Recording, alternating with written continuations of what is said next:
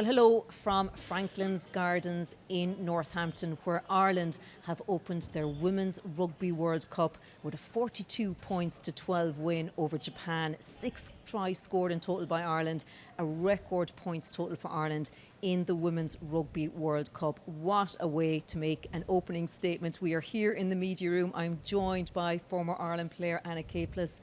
What a day that was. You said it, Sinead, what a day.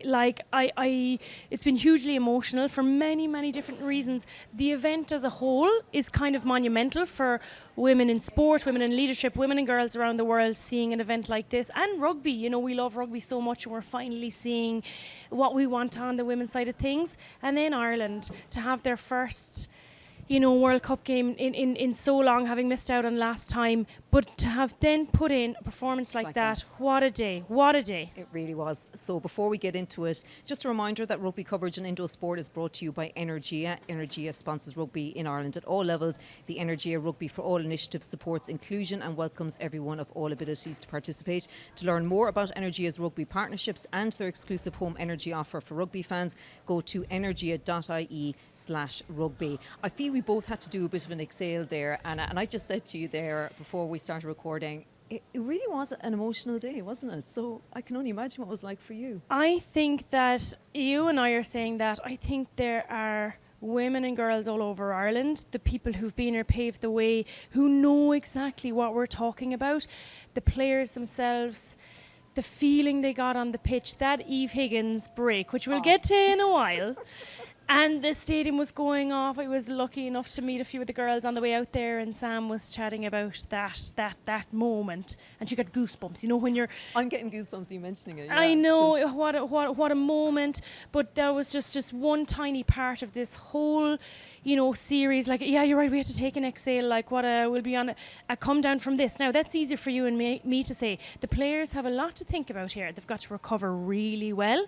That was tough as nails. And it was really warm out there as well. Very warm. Yeah. So they have a huge amount of recovery to do now because, it's brilliant to start like this, but you got to back it up. Yeah, that's very true. The tunes blaring in the dressing room and everything, and you could just hear the shouts afterwards. But that's what it's going to be over the next few days, isn't it? That kind of come down. So let's just go through it. Obviously, they scored 6 tries in total. They've been talking all week, Anna, about getting that fast start because we know what happened in those warm-up games. They went down 14-0 kind of early in those warm-up games. And here we go, 2 tries in the opening 10 minutes. Amy Lee Costigan, Niamh Jones, and then Baveen Parsons and Fiona Chute added 2 more to get that bonus point try wrapped up by half-time. The excellent Eve Higgins, obviously, in that intercept try, and Enya Breen as well going over in the second half. As I said, they talked all week about that fast start, and by God, did they deliver that. Absolutely. And you might get nervous that sometimes when you talk about something and you don't deliver, does that then undermine the messages that you're going to send all tournament? So if you talk about something, and they were right to talk about that because they did have slow starts in those warm-up games, so they were right to address it. They were right to kind of outline their ambition around it, and publicly as well. They were very open about it. We have to start fast. So then if you don't, are you then, you've got to send a lot of messages. You've got to talk about a lot of things. So then are the media listening to them, or you, or me, or, the fans listening to them saying, well, they said that and they didn't deliver. They said they wanted to start fast and they delivered on that. That's a really good thing to say you're going to do something and then deliver. The second half then, obviously, you've got to back that up. But I do feel like, again, those warm-up games put Ireland under the pump and they had to figure things out. That actually served them well today as well. Yeah, and just overall, so we just mentioned the tries there before we get into them in particular, but overall, what pleased you the most about that performance? I think the kind of wave of attack that Japan was putting together, and Ireland had to not panic, figure out how to deal with it, let them have their purple patch. It's such a saying in rugby, and I actually don't like to overuse that because it is overused a lot, but it is the reality of it. You can't, that fast start energy is not sustainable for a full 80 minutes. Sure. So you have to pick and choose your moments to kind of connect better and let it flow. And Japan didn't come here to just, Absolutely to not. mess around. I've played against Japan so many times as well. They are so tough. They've got this wonderful low centre of gravity. They can chop anything really easily. Their scrum was very good. The line-out battle. Interesting, wasn't it? Yeah, the set piece is going to be interesting piece of homework for Ireland now going into next week. Well, what about about that line out, and they lost 4 in the first half. You know, it did have that bit of a wobble. It included 2 kind of crooked throws as well. I felt it was better in the second half for sure, and they worked on that in the dressing room, and at half time they really did change it. And that's pleasing as well, to have a problem presented, suss I find it out. they do that. They do solve problems at half time, I find. Yeah. You know, remember in the Canada game as well, they solved that as well. Yeah, absolutely. I really have to commend Fiona Chute. I think Yes. that she was outstanding, number one. Like, she's so fast. So she actually started rugby as a back 3 player. She's really quick, and to have that pace in the back row, but also today was her first back row start. She'll never go back to second row again.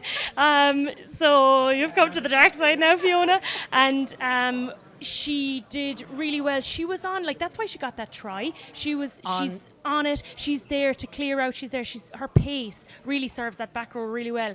And then she was calling a lot of those line outs, and she was really good in the air. I think that Ireland felt under pressure to change it up. There was this kind of statistic after the Six Nations that, Ireland win all the ball at the front. But actually, when they resorted to that is when they started to win again. Yeah. So, you know, if it's not broken, don't fix it kind of a thing. But you do have to be careful about other teams. You know, you do have to have multiple, absolutely. And line out is one area that you can do a lot of very specific homework. Who's calling? What is the call? What are they doing? Are they using their eyes, their shorts? They're standing up, standing down. That's all stuff that can be studied.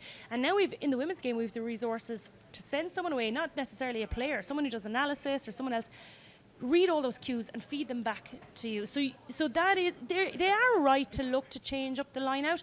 Didn't necessarily work, and they were able to sort it out. So it's still a bone of contention for them, really. But you know, in terms of options, but they figured it out today. They did. One of my most favourite parts of the day, obviously, is the variety of tries that they scored.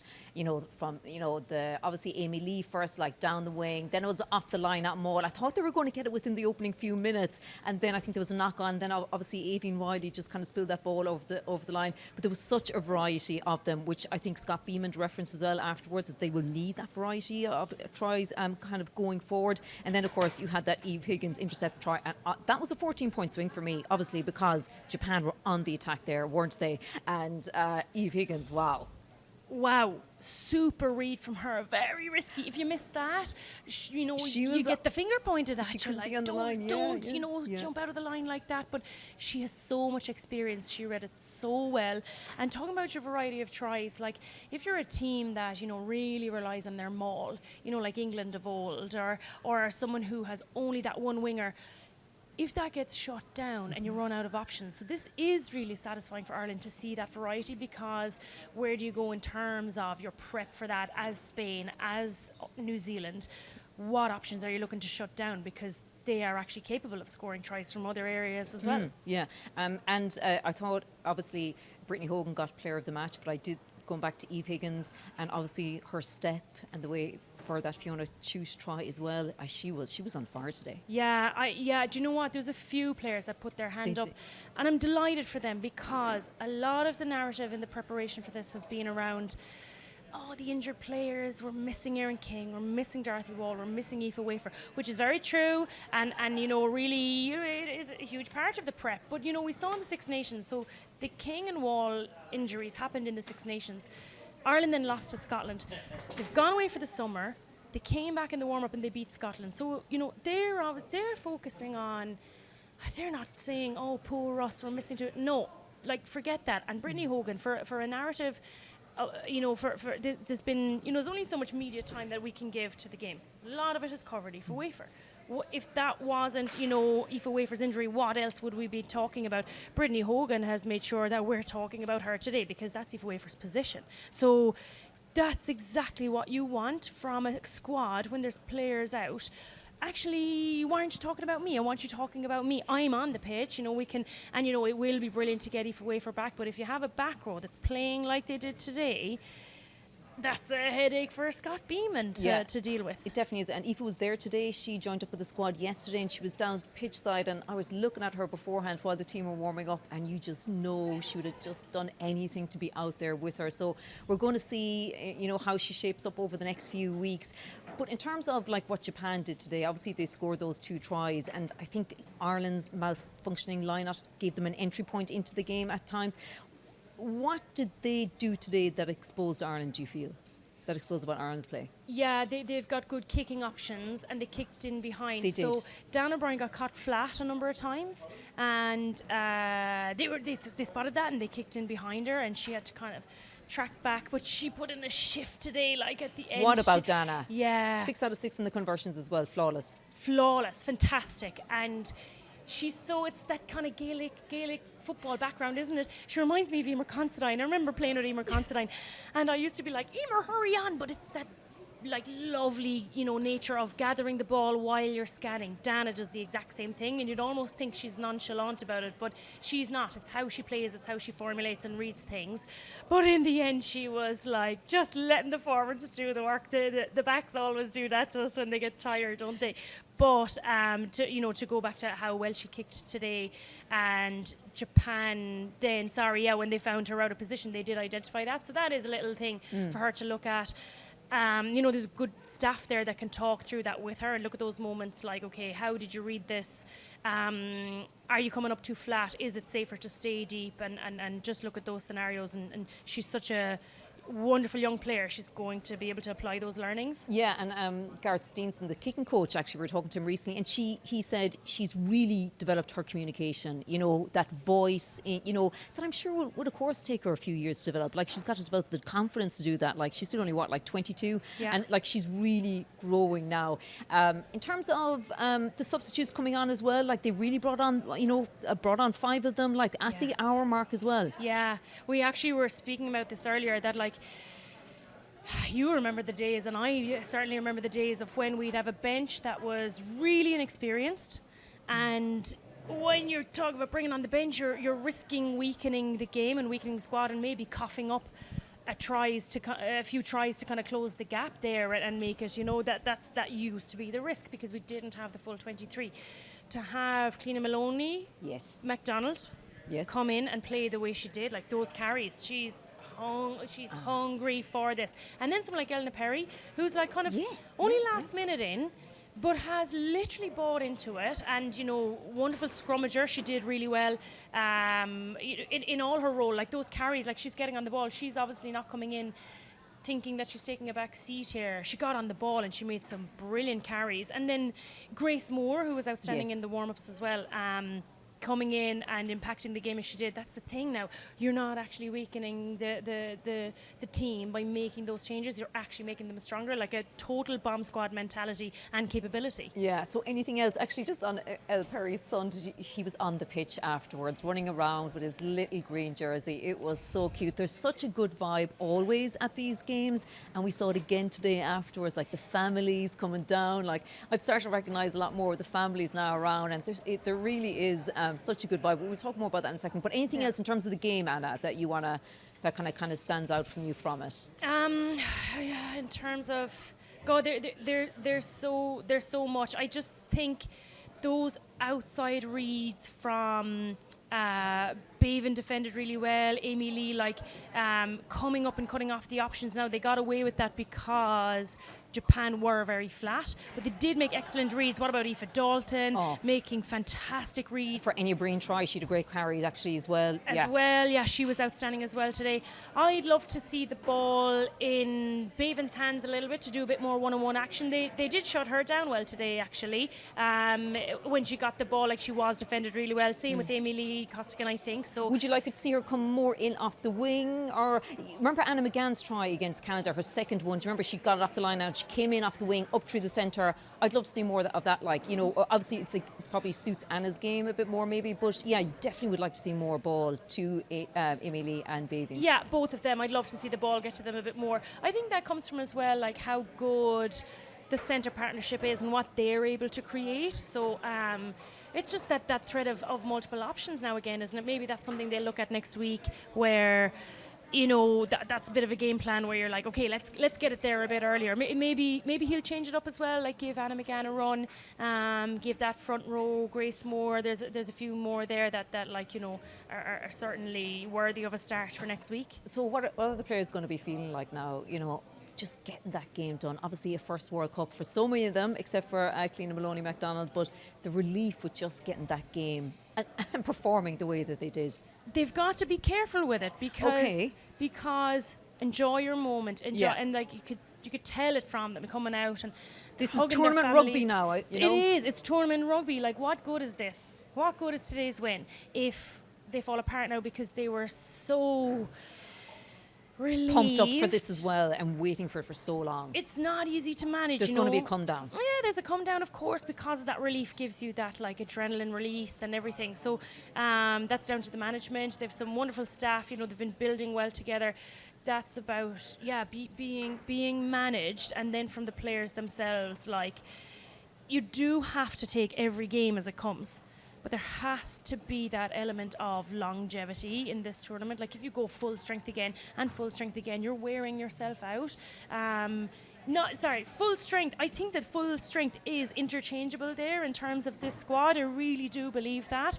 And as well, the competitiveness around it. You know, if you're sitting on the bench today and you're given a start next week, or you're on the high bench and you're coming into a start or a bench, you have to take that opportunity. Everyone wants one of the 1 to 15 jerseys. As much as Scott Beeman talks about starters and finishers and changing the role, everyone wants a start, because Sure. that's more game time, and that's it. That's where you win or lose the game, you know, or potentially win or lose the game. You've a lot of control around that when you're starting, and it's yours to lose, shall we say, if you've got that starting jersey. So bring on that competition in between the girls, and that might be the thing actually that keeps them on their toes. That change up in the competition of players. You know, he's never named an unchanged side, Scott Beeman, since he's taken over. So like changing things up, like, you know, is, you know, he likes doing that, or you don't like too much of it. It's the long game. I know we play a Six Nations tournament, but I do feel like Six Nations can. You can judge things by a team's form coming into it, and if you win or lose, you have a chance to kind of regain that maybe later on. But in terms of here, where we are now today, is it, you know, I don't know. I think, do you know what it is? I'm thinking of the Men's World Cup. That's what I'm thinking of, and Andy Farrell and how he pushed his high-quality team against weaker sides and then wore them out, that they were completely spent when they had the opportunity to beat New Zealand, and they couldn't. That has to be managed from a Scott Beeman point of view. I think he's going to have to play the bigger game here, or, you know, the bigger picture here, like, you know, absolutely. Can I just ask you about the tournament as a whole? So New Zealand and Spain are just playing, are due to playing soon, actually, as we record this. A lot more one-sided kind of games than I thought. You know, we might see, obviously, the Scotland-Wales game yesterday. Overall, your impressions of the opening weekend? I met a friend of mine just here now, and we've been like bumping into people and everything, and great. I just said, I love the Women's World Cup. I just love it. There are legends of the game everywhere, people you played with, people you played against, people who this means so much to. So I was at the opening night in Sunderland, and it was so moving for different people in different ways, but actually I became very emotional. When I speak to different people about different things, it comes to them in different ways. So like, we actually felt a little bit emotional before, and we were talking about it as well, didn't we? That's happened with almost everybody. It means so much to so many people. This is what we've wanted, this kind of tournament. And then the whole, you know, you're talking about Eleanor Perry there with her little boy. Like, that's a big feature of it, this whole family vibe. And absolutely. And the, you know, the motherhood element of it. The really interesting part, another element of, you know, women's rugby in general, is like the changing up of the surnames. You know, Hannah Jones, you know, who was played in the Centre for Wales, I was looking the other day reading about Dalla Valle. I was like, who's that? And I you know, it's just one of those things that makes it such an interesting part that we've never seen in the men's game. And, you know, the men's game used to be all we knew. So now that's just one feature of how different women's rugby can take things. And those differences are what make it 100% and are to be celebrated. And it comes down to, I'm actually laughing at that moment with Eleanor Perry on the pitch and her little boy comes on. And she's just, she just won a game, and she's there helping her little toddler into the jersey, struggling, and he's fighting against her. And I was like, at the end of the day, she's representing all the mums out there, all of the mothers who felt like when they had their babies, they weren't going to come back. Those women who were like finishing their career to have children, like that's a massive element of it. The kids that have come to represent, the people in the crowd that are just normal rugby fans that just love being here. I love the men's game, and I've grew up supporting and watching and being a number one supporter of the men's game, but 99% of the time it's wonderful. There's always the risk that you say something and it's because you're a woman or you're not welcome in the space, or some comment can be made. That is always present in the men's game. Not here. There is not one ounce of it in this room that we're in right now, out there in the stands. I remember that from New Zealand. Obviously, I was in Ireland 2017 as a player, so it was a different thing. But I went down to New Zealand at the last World Cup when Ireland didn't qualify, and it was so amazing. And you sit down in a restaurant and there's people talking about women's rugby and they're just using the names. It's like as if this bubble existed where I just always wanted this to be the way. This is how it is now. I always wanted to be like this. It's something special to experience, isn't it? I couldn't agree more. How's your come down going to be after this weekend? I don't know. I've been really busy, and it's been wonderful. I'm so glad. I have a column. I'm writing a column for tomorrow for The Independent. It's for Tuesday. For Tuesday, yeah. And I've got podcasts. Yeah. There's a lot of things going on. But that's a thing as well about this, like the ramp up in the media coverage. Yeah, it's been excellent. Excellent. Yeah. I couldn't agree more. And it's really well informed. And do you know what, actually, Sinead? We spoke about this. We couldn't wait for the moment when we would just sit down and talk about rugby. And we were just after doing that right now. Isn't that amazing? We said it, didn't we? You can't wait for the day when we're not talking. And not one thing did we say about it. Sinead, we did it. We did it. We made it. We're here. We got here. We can just shut up shop now. Done. But there's a World Cup to come, Listen, there is plenty more to come. And thank you so much for that. You're we welcome. will hopefully be back here again next weekend. And to you, thank you very much for listening and watching.